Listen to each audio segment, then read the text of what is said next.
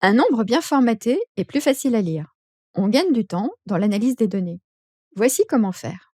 Ici, vous avez une date, mais ça ne ressemble pas du tout à une date, parce qu'elle est en format standard. Effectivement, Excel stocke par défaut toutes les données nombres en format standard.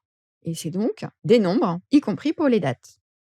Ici, si je clique sur cette partie du ruban, dans Accueil, puis ensuite le groupe Nombres, je vais obtenir une liste de choix pour me permettre de mettre ma date en date. Ici, je choisis la date courte, car si on regarde sur la liste, la date longue correspond au jour entier et au mois en entier. Et au mois en entier. Ça fait un peu long pour un tableau. Dans notre cas, cette date-là conviendra. On continue. Qu'est-ce qui me choque sur ce tableau? C'est tout simplement que le CA dans le tableau principal n'est pas à décimale, ce sont des nombres entiers, alors qu'ici, il y a des décimales.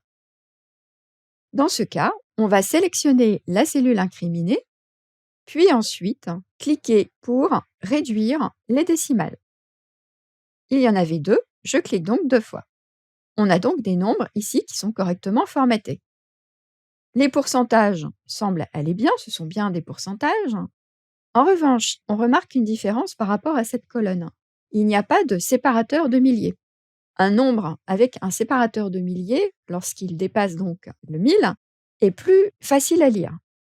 On va sélectionner l'ensemble des nombres incriminés, puis ensuite on va cliquer sur les 3 petits zéros ici, qui s'appellent séparateur de milliers. Je clique et là, j'obtiens bien mon séparateur de milliers. Le souci, c'est que séparateur de milliers va automatiquement rajouter les décimales. Qu'à cela ne tienne, il suffira de réduire les décimales par la suite.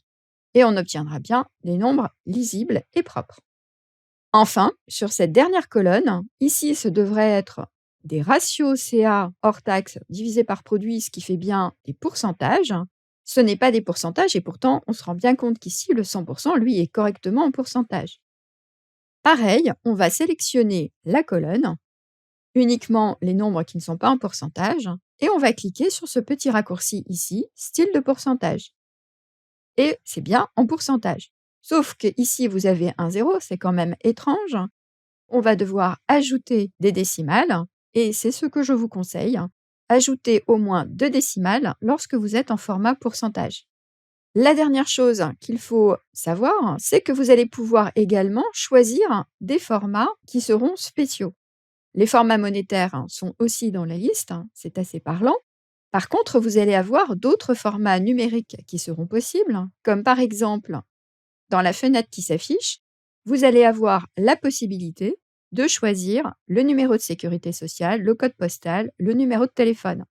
Ça, ce sont les 3 options de ce menu qui sont extrêmement utiles lorsque vous travaillez sur des nombres spécifiques avec Excel. Vous allez pouvoir également utiliser des formats personnalisés, mais cette formation n'abordera pas cette partie plus avancée du format de nombre. Juste une remarque, sachez que vous êtes ici dans la fenêtre format de cellule qui vous permet également de gérer d'autres choses que les formats de nombres. Vous savez maintenant formater correctement des nombres.